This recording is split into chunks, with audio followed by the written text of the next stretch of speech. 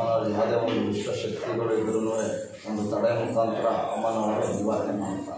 ದುಂಡಿ ಅಂತ ಇದೆ, ಅದರಲ್ಲಿ ಏನೇ ಆದರೂ ಆಗುತ್ತೆ ಅನ್ನೋದಾದರೆ ಹೇಳುತ್ತೆ, ಆಗಲ್ಲ ಅಂದರೆ ಹಂಗೆ ಕುತ್ಕೊಳ್ಳುತ್ತೆ ಅಂತ ಸತ್ಯ ಇದೆ. ನಾವು ಅಂದರೆ ನಮ್ಮ ದೇವಸ್ಥಾನದಲ್ಲಿ ವಿಶೇಷವಾದ ಅಲಂಕಾರ ಮಾಡ್ತಾರೆ. ಹಾಯ್ ಫ್ರೆಂಡ್ಸ್, ನಮಸ್ಕಾರ. ನನ್ನ ಚಾನಲ್ಗೆ ನಿಮ್ಮೆಲ್ಲರಿಗೂ ಪ್ರೀತಿಯ ಸ್ವಾಗತ. ನಾನು ಪೂರ್ಣಿಮಾ. ಇವತ್ತು ನಮ್ಮ ಹಾಸನದಲ್ಲಿ ಇರುವಂತಹ ಒಂದು ಪ್ರಸಿದ್ಧವಾದ ದೇವಿ ದೇವಸ್ಥಾನವನ್ನ ನಿಮಗೆ ತೋರಿಸ್ತಾ ಇದ್ದೀನಿ. ಇವತ್ತು ನಾವು ಬಂದಿದ್ದೀವಿ ಶ್ರೀ ದುರ್ಗಾ ಪರಮೇಶ್ವರಿ ಅಮ್ಮನವರ ದೇವಸ್ಥಾನಕ್ಕೆ. ಹಾಸನದಲ್ಲಿ ಇದು ಲೊಕೇಟ್ ಆಗಿರೋದು ವಲ್ಲಭಾಯಿ ರೋಡ್ ಅಲ್ಲಿ. ಇವಾಗ ನೀವು ದೇವಸ್ಥಾನದ ಫ್ರಂಟ್ ವ್ಯೂ ಹೇಗಿದೆ ಅಂತ ನೋಡ್ತಾ ಇದ್ದೀರಾ.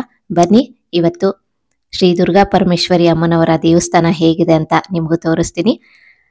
ಈ ವಿಡಿಯೋನ ನೋಡೋಕೆ ಮುಂಚೆ ಚಾನಲ್ನ ಹೊಸದಾಗಿ ನೋಡ್ತಾ ಇದ್ರೆ ಸಬ್ಸ್ಕ್ರೈಬ್ ಮಾಡ್ಕೊಳ್ಳಿ. ಹಾಗೆ ಪಕ್ಕದಲ್ಲೇ ಇರುವಂತಹ ಬೆಲ್ ಐಕಾನ್ ಮರಿದಲ್ಲೇ ಕ್ಲಿಕ್ ಮಾಡಿ. ಇದರಿಂದ ಹೊಸ ಹೊಸ ವಿಡಿಯೋಸ್ ಬಂದ್ರೆ ನಿಮಗೆ ನೋಟಿಫಿಕೇಶನ್ ಬರುತ್ತೆ. ವಿಡಿಯೋ ಇಷ್ಟ ಆದಲ್ಲಿ ಲೈಕ್ ಮಾಡಿ, ಕಮೆಂಟ್ ಮಾಡಿ, ಹೆಚ್ಚು ಜನಕ್ಕೆ ವಿಡಿಯೋನ ಶೇರ್ ಮಾಡಿ. ದೇವಸ್ಥಾನದ ಒಳಗೆ ಎಂಟರ್ ಆಗ್ತಾ ಇರೋ ಹಾಗೇನೆ ನಿಮ್ಗೆ ರೈಟ್ ಸೈಡ್ ಅಲ್ಲಿ ಇಲ್ಲಿ ಸೇವಾ ಲಿಸ್ಟ್ ನ ಹಾಕಿರುವಂತದ್ದು. ಏನಾದ್ರೂ ಸೇವೆ ಮಾಡಿಸ್ಬೇಕು ಅಂತ ಇದ್ರೆ ಇಲ್ಲಿ ಸೇವಾ ಲಿಸ್ಟ್ ನ ನೋಡ್ಕೊಂಡು ನೀವು ಸೇವೆಯನ್ನ ಕೂಡ ಮಾಡಿಸ್ಬೋದು. ಈ ದೇವಸ್ಥಾನ ಹೇಗಿದೆ, ಹಾಗೆ ಇಲ್ಲಿನ ಒಂದು ಮಹಿಮೆ ಏನು ಅಂತ ಕೂಡ ನೀವು ಈ ವಿಡಿಯೋ ಮುಖಾಂತರ ತಿಳ್ಕೊಬಹುದು. ಬನ್ನಿ ವಿಡಿಯೋ ನೋಡ್ಕೊಂಡ್ ಬರೋಣ. ಈ ದೇವಸ್ಥಾನದ ಬಗ್ಗೆ ತುಂಬಾ ಕೇಳಿದ್ದೆ, ಆದ್ರೆ ಹೋಗಕ್ಕೆ ಆಗೇ ಇರ್ಲಿಲ್ಲ. ಇವತ್ತು ಈ ಒಂದು ಸನ್ನಿಧಾನಕ್ಕೆ ಬಂದು ತುಂಬಾನೇ ಖುಷಿ ಆಯ್ತು. ಅಮ್ಮನವರ ದರ್ಶನವನ್ನ ಪಡೆದು ನಿಜಕ್ಕೂ ತುಂಬಾ ಸಂತೋಷ ಆಯ್ತು ಅಂತ ಹೇಳ್ಬೋದು. ಅಮ್ಮನವರ ದರ್ಶನಕ್ಕೆ ಹೋಗಕ್ಕೂ ಮುನ್ನ ಲೆಫ್ಟ್ ಸೈಡ್ ಅಲ್ಲೇನೆ ಇಲ್ಲಿ ಗಣಪತಿಯ ಒಂದು ಮಂಟಪವನ್ನ ಮಾಡಿದ್ದಾರೆ. ತುಂಬಾನೇ ಚೆನ್ನಾಗಿದೆ. ಗಣಪತಿ ಪ್ರಥಮ ಪೂಜೆಯ ಅಧಿಪತಿ, ಹಾಗಾಗಿ ಮೊದಲು ಗಣಪತಿಗೆ ಇಲ್ಲಿ ನಮಸ್ಕಾರ ಮಾಡಿಕೊಂಡು ಆಮೇಲೆ ದುರ್ಗಾ ಪರಮೇಶ್ವರಿ ಅಮ್ಮನವರ ದರ್ಶನವನ್ನ ಪಡೆಯಬಹುದು.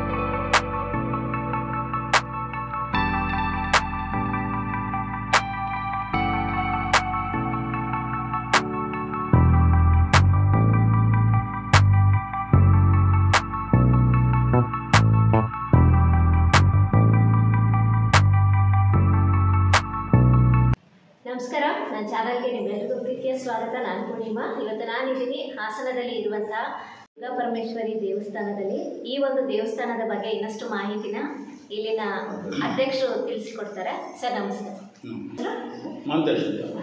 ಸರ್ ಈ ಒಂದು ದೇವಸ್ಥಾನದ ಬಗ್ಗೆ ಇನ್ನಷ್ಟು ಮಾಹಿತಿ. ಈ ದೇವಸ್ಥಾನ ಕಟ್ಟಿ ನಾವು 53 ವರ್ಷ ಆಯಿತು. ಮೊದಲು ಎಲ್ಲರಿಗೂ 79ನೇ ಸ್ವಾತಂತ್ರ್ಯ ದಿನಾಚರಣೆ ಅಂಗವಾಗಿ ಎಲ್ಲರಿಗೂ ಶುಭ ಕೋರ್ತಾ ಇದ್ದೀನಿ. ಈ ಸ್ವಾತಂತ್ರ್ಯದ ಹಬ್ಬದ ಅಂಗವಾಗಿ ವಿಶೇಷವಾದ ಅಲಂಕಾರವನ್ನು ದುರ್ಗಾ ಪರಮೇಶ್ವರಿ ದೇವಸ್ಥಾನದಲ್ಲಿ ಮಾಡಿದ್ದಾರೆ. ಎಲ್ಲ ಭಕ್ತಾದರು ಬಂದು ದರ್ಶನ ಪಡೆಯುತ್ತಿದ್ದಾರೆ. ಈ ದುರ್ಗಾ ಪರಮೇಶ್ವರಿ ದೇವಸ್ಥಾನ ಹಾಸನ ಡಿಸ್ಟಿಕ್ಕಿಗೆ ಒಂದು ಹೆಸರಾಗಿದೆ. ಈ ದೇವಸ್ಥಾನದಲ್ಲಿ ಬರುವ ಭಕ್ತರು ದಿನಕ್ಕೂ ಜಾಸ್ತಿ ಆಗ್ತಾಯಿದೆ. ಎಲ್ಲರೂ ಈ ದರ್ಶನ ನೀರಿನ ದರ್ಶನ ಬಂದು ಎಲ್ಲ ಭಾಗ್ಯವಂತರಾಗಬೇಕು. ಎಲ್ಲರೂ ಬಂದು ಸಹಕರಿಸಬೇಕು. ಈ ದೇವಸ್ಥಾನ ಇನ್ನೂ ಹೆಚ್ಚಿನ ಮಟ್ಟಿಗೆ ಹೋಗುತ್ತೆ. ಈ ದೇವಸ್ಥಾನ ದುರ್ಗಾ ಪರಮೇಶ್ವರಿ ದೇವಸ್ಥಾನ ಅಂದರೆ ಇಡೀ ಹಾಸನದಲ್ಲಿ ಎಲ್ಲರಿಗೂ ಗೊತ್ತು ಇಂಥ ದೇವಸ್ಥಾನ ಇಲ್ಲಿದೆ ಅಂತ. ವಿಶೇಷ ಅಲಂಕಾರ ಯಾರು ನಾವು ಅಂತ ಇಲ್ಲ, ನಮ್ಮ ದೇವಸ್ಥಾನದಲ್ಲಿ ವಿಶೇಷವಾದ ಅಲಂಕಾರ ಮಾಡ್ತಾರೆ. ಆ ಅಲಂಕಾರ ನೋಡೋಕ್ಕೆ ಜನ ಭಕ್ತಾದಿಗಳು ಕಾಯ್ಕೊಂಡು ಬರ್ತಾರೆ. ಈ ದೇವಸ್ಥಾನದ ಎಲ್ಲ ಈ ಅಲಂಕಾರವನ್ನು ನೋಡಿ ಈ ದರ್ಶನವನ್ನು ನೀವೆಲ್ಲ ಪಡಿಬೇಕು. ಜಾತ್ರೆ ಮಹೋತ್ಸವ, ನವರಾತ್ರಿ ಎಲ್ಲ ಇದೆ. ನೋಡಬೇಕು ಅದು ಅಲಂಕಾರಗಳ ಯಾರೂ ಈ ಥರ ಅಲಂಕಾರ ಮಾಡೋದಿಲ್ಲ. ಆ ಅಲಂಕಾರ ನೋಡೋಕ್ಕೆ ಹಾಸನ ಡಿಸ್ಟಿಕ್ಕಿಂದ ಜನ ಬರ್ತಾರೆ. ಎಲ್ಲ ಬಂದು ಭಾಗವಹಿಸಿ ಎಲ್ಲ ಭಕ್ತಾದಿಗಳು ಬಂದು ಈ ದರ್ಶನ ಪಡೆಯಿರಿ ಅಂತ ಕೇಳಿಕೊಂಡು ನಾನು ಹೇಳೋಣ.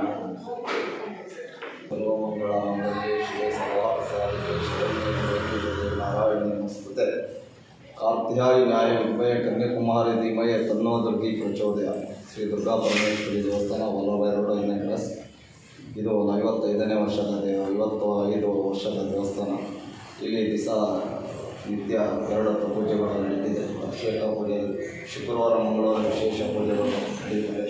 ಆನಂತರ ಅಮ್ಮನವರಿಗೆ ಯಾವ ಕಾಲದಲ್ಲಿ ದೀಪಗಳು ಹಚ್ಚುತ್ತಾರೆ. ಆಮೇಲೆ ದೀಪ ಸೇವೆಗಳು ಇರುತ್ತೆ. ಅಮಾಸೆಯಲ್ಲಿ ದೃಷ್ಟಿ ನಿವಾರಣೆ ಇರುತ್ತೆ, ಹುಣ್ಣಿಮೆಯಲ್ಲಿ ದೃಷ್ಟಿ ನಿವಾರಣೆ ಇರುತ್ತೆ. ನವರಾತ್ರಿಯಲ್ಲಿ 9 ದಿವಸ ಅಮ್ಮನವರಿಗೆ ವಿಶೇಷ ಅಲಂಕಾರ ಪೂಜೆ ಕಾರ್ಯಕ್ರಮಗಳು ಇರ್ತವೆ. ಆನಂತರ ಸಂಜೆ ದೇವಿ ಮಾತನ ಕಾರ್ಯಕ್ರಮ ಇರುತ್ತದೆ. 1 ತಿಂಗಳು ಧನುಮಾಸದಲ್ಲಿ ವಿಶೇಷ ಅಲಂಕಾರ ಪೂಜೆ ಇರುತ್ತೆ. ಆಮೇಲೆ ಆಷಾಢ ಮಾಸದಲ್ಲಿ ಅಮ್ಮನವರಿಗೆ ಆಷಾಢ ಶುಕ್ರವಾರ ಅಲಂಕಾರ ಪೂಜೆಗಳು ಇರುತ್ತೆ.